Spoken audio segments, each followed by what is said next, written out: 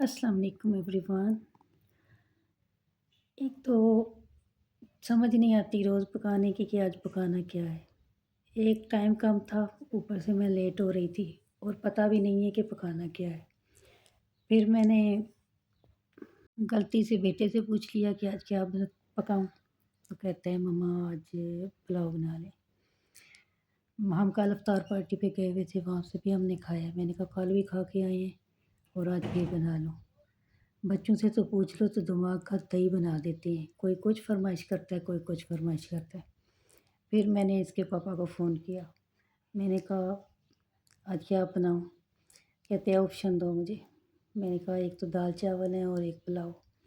कहते हैं तुम दाल चावल बना लो। मेरा भी दिल यही था कि आसान और झटपट बनने वाला खाना हो, तो मैं आ गई किचन में और पकाने लगी अपना खाना।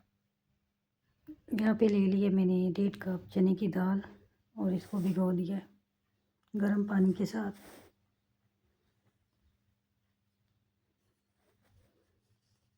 और इधर एक दरमियानी साइज़ की प्याज काट लिया मैंने दाल के लिए।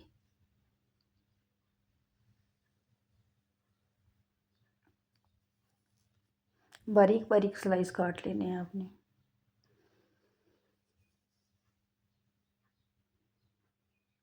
साथ इधर मैंने चावल भी बनाने थे, तो इसलिए चावल भी 1.5 गिलास लेके मैंने पहले ही भिगो के रख दिए थे। ऑयल लिया 1.5 चम्मच और प्याज डाल दिए इसमें। चमचा वो जिसमें हम पकाते हैं ना, वो वाला।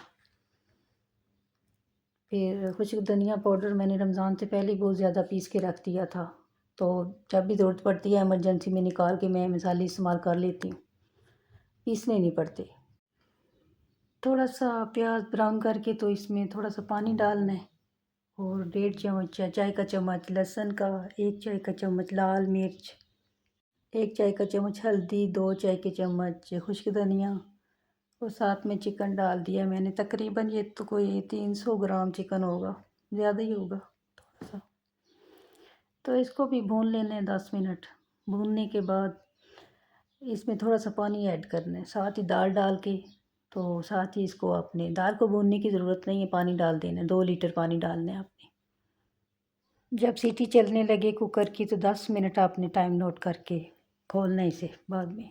इधर प्याज काट लिए चावलों के लिए।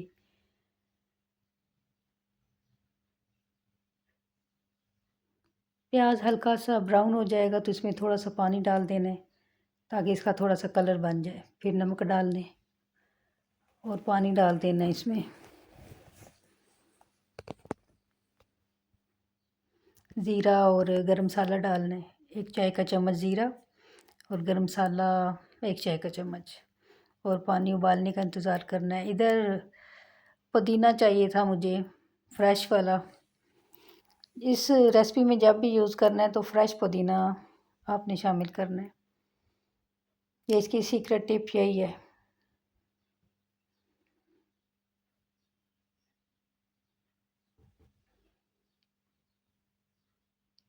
पुदीने को आपने पत्ते उतारने के बाद उसको बारीक बारीक काट के तो फिर धो के रख लेना है।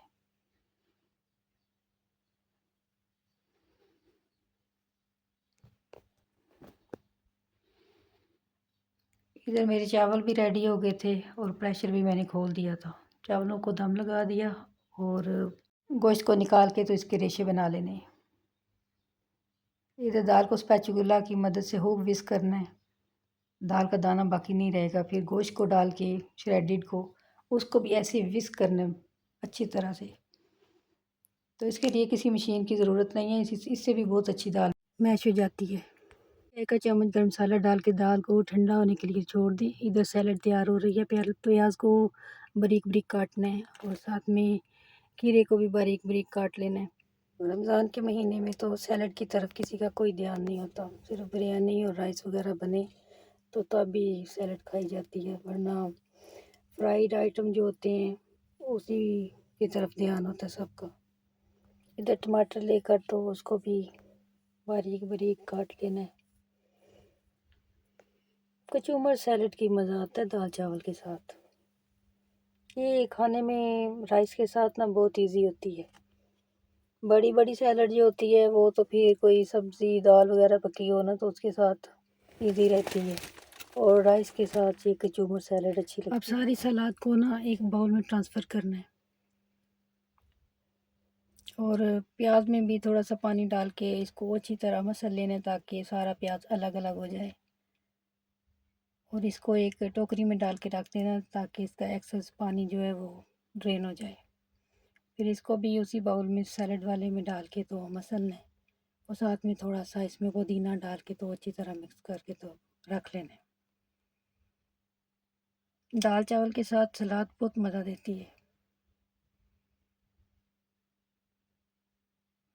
इधर दाल मेरी रेडी हो चुकी थी, और ये पुदीना मैं डाल रही हूँ इसमें। ये मेरी सीक्रेट टिप है इसकी, कि ठंडी दाल हो जाए जब तो फिर आप इसमें पुदीना ऐड करना है फ्रेश वाला। चावल भी मेरे रेडी हो गए थे, खिले हुए चावल बने माशाल्लाह। और बस 20 मिनट रह गए थे इफ्तारी में, और मेरा खाना तैयार था।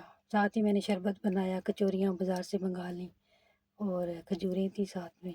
अल्हम्दुलिल्लाह। वीडियो अच्छी लगे तो लाइक शेयर सब्सक्राइब करना। Thank you for watching.